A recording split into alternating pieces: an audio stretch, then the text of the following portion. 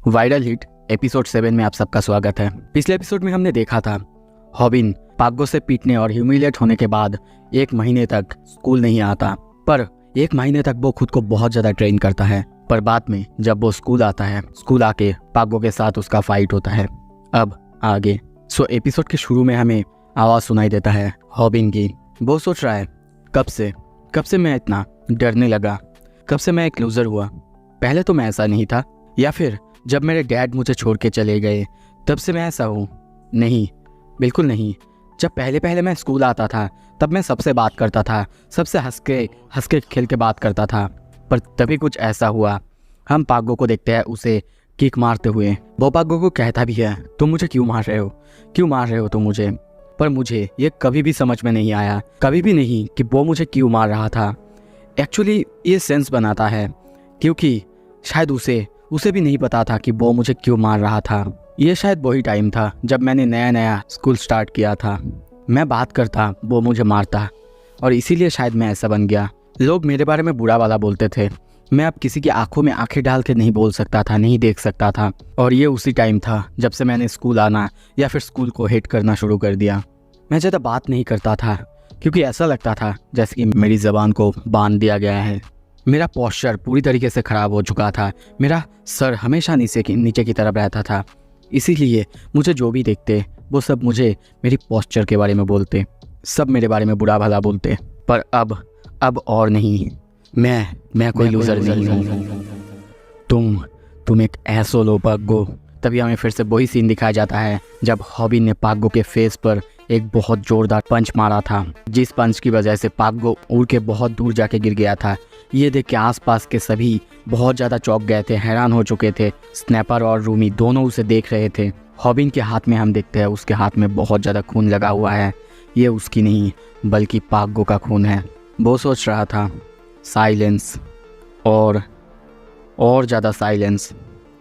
कोई नहीं बोल रहा था, कोई मेरे लिए चीयर्स या फिर जीर्स नहीं कर रहा था। पर जो आवाज़ बाहर से आ रहा था वो था मेरे सांस लेने का आवाज़। बस इतना ही सन्नाटा चारों तरफ फैल गया था। तभी देखते हैं पाग्गो को ऐसा देख के उसके 2 दोस्त हॉबिन के ऊपर चिल्लाने लगते हैं। पर तभी वहाँ पे स्नैपर आता है और उनके ऊपर चिल्लाने लगता है और कहने लगता है, तुम लोगों ने अगर मेरी दोस्त को हाथ लगाने की कोशिश भी की तो छोड़ूंगा नहीं। पर मन में सोचता है मैं उसे प्रोटेक्ट करूंगा क्योंकि वो अकेला है जो मेरा दोस्त है। मुझे पता नहीं था कि वो मुझे दोस्त मानता है। पर तभी वो सामने की तरफ देखता है कि वो दोनों बहुत ज़्यादा डरे हुए हैं। उसे लगता है कि ये उसकी करतूत है। पर तभी उनके पीछे देखते हैं मियोन संग खड़ा हुआ है, जो कि बहुत ही गुस्से में उन लोगों को देख रहा था।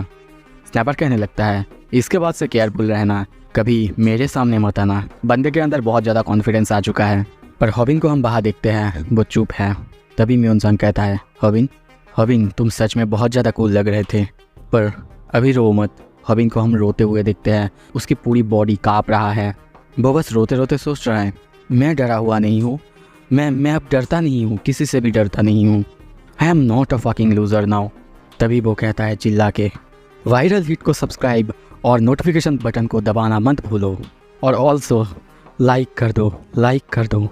पर मन में वो सोच रहा है, सो अभी कोई भी मुझे डिसरिस्पेक्ट मत करना। कुछ देर बाद हम फिर से हॉबिन की आवाज़ सुनते हैं। वो सोचने लगता है, उसी दिन से पाग्गो स्कूल आना बंद कर दिया। पता नहीं वो मुझसे डरता है कि नहीं। मुझे नहीं लगता कि वो मुझसे डरता है, या फिर मैंने उसे हरा दिया इसलिए नहीं। हाँ, मैं जानता हूँ मैंने अपना सब कुछ दे दिया था, पर मैं लकी था कि वो पंच सही जगह जाके लैंड किया, यानी उसके जॉ पर। पर अब मेरी वजह से इस जगह पे बहुत ज़्यादा शांति है। सारे के सारे स्टूडेंट्स भी बहुत ज़्यादा खुश हैं और हमारी फ़ाइट के बारे में ही बात कर रहे हैं। यहाँ तक कि वो लोग उस वीडियो को बार देखना चाहते हैं, देख रहे हैं। पाग्गो वो स्कूल नहीं आ रहा है क्योंकि वो अपने ही डाउनफॉल से डरता है। पर मुझे लगता है वो जो डिज़र्व करता था उसको वो मिल चुका है। पर ऑनेस्टली मुझे ऐसा लग रहा है उसकी डाउनफॉल से जैसे कि मुझे मज़ा आ रहा है। पर अब मेरा चैनल बहुत ज़्यादा अप हो रहा है, मुझे ये सब कुछ अच्छा लग रहा है। यहाँ तक कि अब मेरा 1 लाख से ज़्यादा ऊपर सब्सक्राइबर्स हो चुके हैं, और उससे भी ज़्यादा अच्छा मुझे सिल्वर प्ले बटन मिल चुका है। भाई लोग, मुझे कब मिलेगा? सब्सक्राइब कर लो यार, क्योंकि ये एनीमे तो फोड़ने वाला है। और कुछ देर बाद हम हॉबिन को देखते हैं, वो अपने सारे सब्सक्राइबर्स के सामने सामने झुक के उनसे थैंक यू कह रहा है। ये देख के सब बहुत ज़्यादा खुश होते हैं। वो सोचता है मेरे पास अभी 1,50,000 से ज़्यादा सब्सक्राइबर्स है, मुझे उनको खुश करना होगा। तभी देखते हैं वो उनको खुश करने के लिए एक अजीब तरीका या फिर थैंक यू कहने का एक अजीब तरीका निकाल लेता है। कुछ देर बाद देखते हैं वो अपने मॉम के लिए एक बहुत ही खूबसूरत और बहुत ही महंगा जैकेट को लाया था। पर वो कहती है तुम्हें इतना महंगा जैकेट लाने की क्या ज़रूरत थी, तुम इसे किसी और जगह पे काम में ला सकते थे। पर वो कहता है मॉम ये बहुत ज़्यादा चीप है। पर तभी हम पीछे उस प्राइस टैग को देखते हैं। उसका प्राइस करीब करीब $1,086 US डॉलर था, मतलब बहुत ज़्यादा महंगा। उसकी मॉम उसके उस फ्रेंड के बारे में बोलता है जो कि उनसे वहाँ पे मिलने आया था। आपका मतलब मियोन संग? क्या मियोन संग वो हॉस्पिटल आ सकता है? पर तभी कहता है मॉम मुझे काम पे जाना है, मैं थोड़ा सा जाता हूँ। पर जब वो बाहर आता है, बाहर हम देखते हैं स्नैपर को। वो ये सुन के बहुत ज़्यादा हैरान होता है और कहता है क्या ये मियोन संग था? पर हॉबिन सोच रहा है नहीं मॉम, मियोन संग तो ठीक है, पर अब मेरा उससे भी अच्छा एक दोस्त है, उसका नाम है स्नैपर। हाँ वो एक पीस ऑफ ट्रैश है, पर फिर भी उसका दिल वो बहुत अच्छा है। सीन शिफ्ट होता है। कुछ देर बाद हम रात में देखते हैं स्नैपर अब उसे बता रहा है अब तुम्हारे पास इतना ज़्यादा सब्सक्राइबर्स है तो हमें एक एडिटर की ज़रूरत होगा। ये सुन के हॉबिन चौंकता है और कहता है क्या? पर तुम तो एडिट करते थे ना हमारे वीडियोज़ को। वो कहता है हाँ बिल्कुल करता था, पर मैं उतना भी अच्छा एडिटर नहीं हूँ कि तुम्हारे चैनल को अब मेंटेन कर पाऊँ। हमें एक अच्छा एडिटर चाहिए क्योंकि अगर वीडियोस अच्छे दिखेंगे तभी तो लोग देखेंगे उन्हें। पर हॉबिन को समझ में नहीं आता और वो कहता है तो फिर हम कहाँ ढूंढे? तुम्हें क्या लगता है हम ऑनलाइन में थोड़ा सा पोस्ट कर दे कुछ? पर तभी देखते हैं स्नैपर कहता है तुम्हें कुछ भी नहीं पता क्या किया जा सकता है। और तभी अपना कैमरा निकलता है और कहता है तुम्हें पता है मैं कब से ये लाइव स्ट्रीम कर रहा था, जो कुछ भी यहाँ पे हो रहा था सब कुछ चल रहा था। भाई इसके जैसे दोस्त से बच के रहना चाहिए, कब और कहाँ पे कैमरा निकल दे क्या पता। कुछ देर बाद देखते हैं वो लोग कैमरे के सामने अनाउंस करते हैं कि उनको एडिटर की ज़रूरत है। और जब वो ये अनाउंस करते हैं तभी देखते हैं एक के बाद एक बहुत सारे कमेंट्स आ जाते हैं जो कि उनके एडिटर बनना चाहते हैं। सब अपना CV या फिर अपने डिटेल्स भेजने लगते हैं।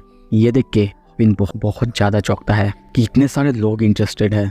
पर स्नैपर उसे समझाता है कि इनमें से कोई भी इतना अच्छा नहीं है कि एडिटर बन सके, क्योंकि सबका कमेंट्स अजीब है, सब बस अपने बारे में ही बताते हैं। तभी हॉबिन कहता है क्या तुम में से किसी के पास भी कोई एडिटिंग एक्सपीरियंस है? तभी उसकी ये कहते ही एक कमेंट आता है एक्चुअली मैं एडिटिंग में बहुत अच्छा हूँ। और तभी देखते हैं ये वही बंदा था जो हमेशा से हॉबिन की वीडियोस पर कमेंट करता है। उसे देख के सारे कमेंटेटर्स यानी सारे सब्सक्राइबर्स अजीब अजीब रिएक्ट करने लगते हैं। हॉबिन सोचता है अरे ये तो वही है ना जो मेरे वीडियोस पे कमेंट करता है। पर स्नैपर बिल्कुल खुश नहीं था। वो हॉबिन से कहने की कोशिश भी करता है, पर हॉबिन कहता है अगर वो कर सकता है हमें शायद उसका एक इंटरव्यू ले लेना चाहिए। सीन शिफ्ट होता है। हॉबिन की स्कूल में अगले दिन देखते हैं स्नैपर और हॉबिन उसी बंदे के बारे में बात कर रहे थे जिसका वो इंटरव्यू लेना चाहता था। स्नैपर पूछता भी है। तभी हॉबिन कहता है हाँ मैंने ढूंढ तो लिया है पर एक प्रॉब्लम है, उसका ID कुछ ओल्ड फैशन जैसा है। स्नैपर ये देखते ही कहता है उसको ब्लॉक कर दो, मुझे नहीं लगता कि उसका इंटरव्यू लेना चाहिए। पर हॉबिन कहता है देखो मैंने उसे बुला तो लिया है, एक बार इंटरव्यू ले लेते हैं। और इसी बारे में दोनों बहस करने लगते हैं। पर तभी वहाँ से आवाज़ आता है हे डंगा बीट। ये आवाज़ सुनते ही वो लोग वहाँ पे देखते हैं। सब लोग वहाँ पे देखते हुए बहुत ज़्यादा चौंके हुए हैं। पर वो कहता है तुम योंगिस आखिर क्या कर रहे हो? और यहाँ पे हम एक बहुत सुंदर सी लड़की को देखते हैं जो कि स्माइल करते हुए उनकी तरफ आ रहा था। उसको देखते ही सब लोग बहुत ज़्यादा हैरान होते हैं, चौंक जाते हैं। वो लोग सभी उसकी तरफ ऐसे देख रहे थे। ये देख के वो कहती है ए देखो देखो सबकी तरफ देखो, सब मुझे ऐसे देख रहे हैं जैसे कि कोई गाड़ी का हेडलाइट। और तभी हॉबिन को देखते हुए कहती है क्या तुम मेरा इंटरव्यू नहीं लोगे? वो कुछ अजीब सी लैंग्वेज में बात करने लगती है जो कि सबको बहुत ज़्यादा अजीब लग रहा होता है। और यहाँ पे हमें पता चलता है वो स्कूल में बहुत ज़्यादा फेमस है क्योंकि वो क्यूट है, पर उसके साथ उसकी जो बोलने का तरीका है वो भी बहुत ज़्यादा अजीब है। सुना है कि वो बाहर था, मतलब फॉरेन में थी, पर यहाँ पे आने के बाद किसी ऑनलाइन में एक किसी बुढ़े से कोरियन सीखने की ट्रेनिंग ली थी, जिसकी वजह से उसकी आवाज़ और उसके बोलने की तरीका बिल्कुल ऐसा है। और तभी देखते हैं वो वैसे ही बात करने लगती है जैसे कि एक बूढ़े आदमी करता है। और ये देख के सब सोचने लगते हैं हाँ पर वो तब क्यूट नहीं होती जब वो अपना मुंह खोलती है। स्नैपर कहता है क्या तुम वही हो जो कि एक क्रैंकी ओल्ड गाय जैसा बात करता है, बूढ़े आदमी जैसा बात करता है? वो थोड़ा शर्माती है और कहती है क्या तुम मेरी इंटरव्यू नहीं लेने वाले?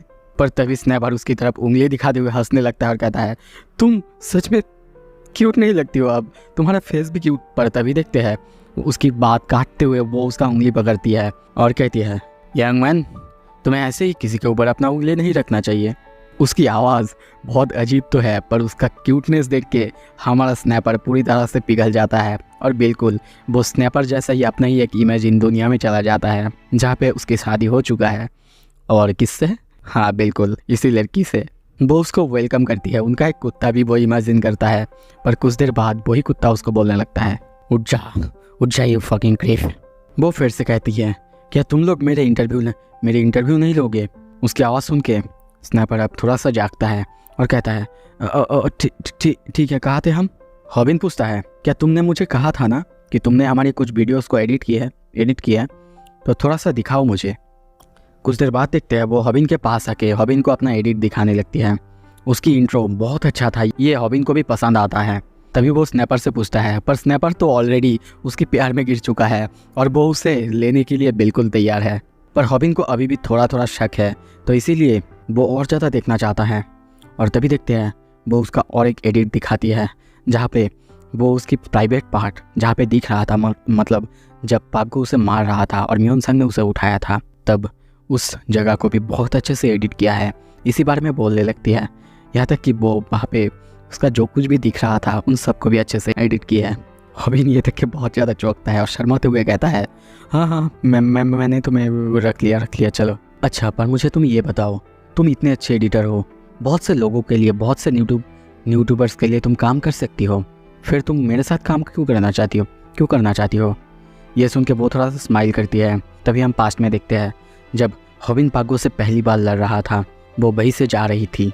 पहले तो वो इसे इग्नोर करके जाने वाली थी, पर बाद में वो जब वहाँ पे देखती है वो थोड़ा सा इम्प्रेस होती है हॉबिन की अपीयरेंस को देख के, और तब से ही वो हॉबिन से बहुत ज़्यादा इम्प्रेस थी। हॉबिन के हर एक वीडियोस पे वो कमेंट करा करती थी।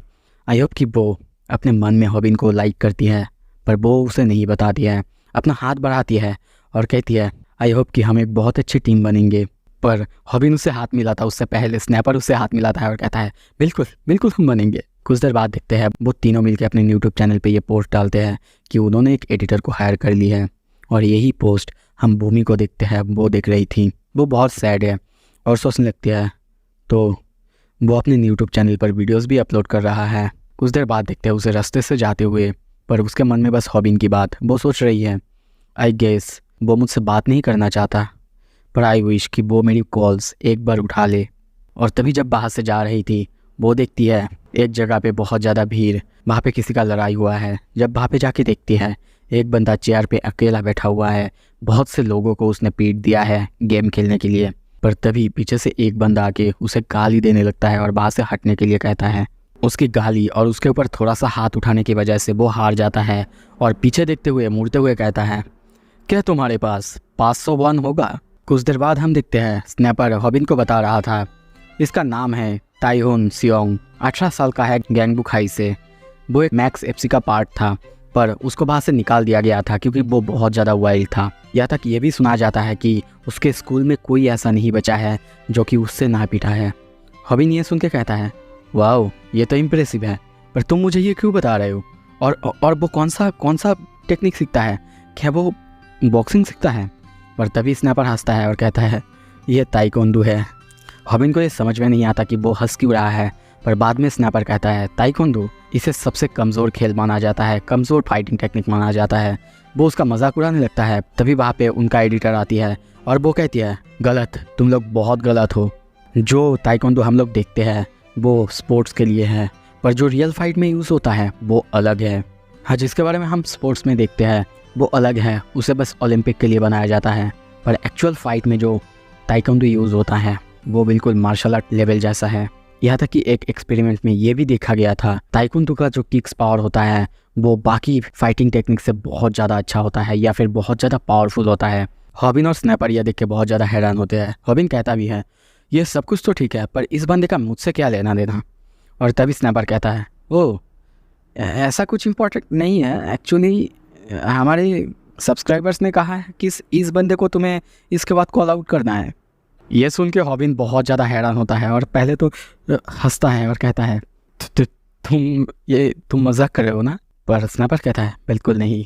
और तभी देखते हैं वो उसका ड्रेस पकड़ के उसे हिलाने लगता है और ज़ोर ज़ोर से कहने लगता है, यू सन ऑफ ए बिच, क्या क्या बात कर रहे हो तुमको क्या लगता है कि मैं उससे लड़ पाऊँगा? कि वो एक प्रोफेशनल फाइटर है, मैं उससे कैसे लड़ूंगा? और यहीं पे हमें उसी बंदे का इंटरव्यू फिर से दिखाया जाता है। जब वो इंटरव्यूअर उससे पूछती है, तुम्हें ताइक्वांडो के बारे में क्या लगता है?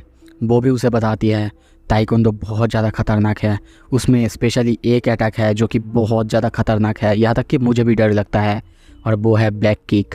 और तभी हम उस बंदे को बैक किक मारते हुए देखते हैं, जिससे उसकी ओपोनेंट की हालत बहुत ज़्यादा ख़राब हो जाता है। एक ही बार में वो वहीं पे बेहोश हो जाता है। सीन शिफ्ट होता है, तभी हम हॉबिन को देखते हैं।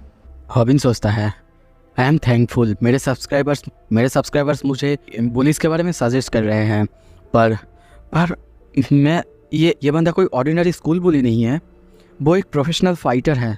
और तुम लोगों को क्या लगता है मैं उसके सामने क्या करूँगा? मैं उसके साथ कैसे लड़ूंगा जिसके पास भी मैं नहीं जाना चाहता? और चिल्लाने लगता है। उसके घर के बाहर दिखाया जाता है, पर वो अभी भी चिल्ला रहा है और कहने लगता है, मैं ऐसे ही किसी प्रोफेशनल फाइटर से नहीं लड़ सकता। स्नैपर कहता है, क्या तुम अपने सब्सक्राइबर्स को ऐसे ही डाउन करना चाहते हो? पर वो तब भी चिल्लाता है और कहता है, हाँ वैसा होने दो, पर मैं मरना नहीं चाहता। तभी हमें आवाज़ सुनाई देता है सैम डेक का। वो कहता है, तब मुझे बिल्कुल आइडिया नहीं था।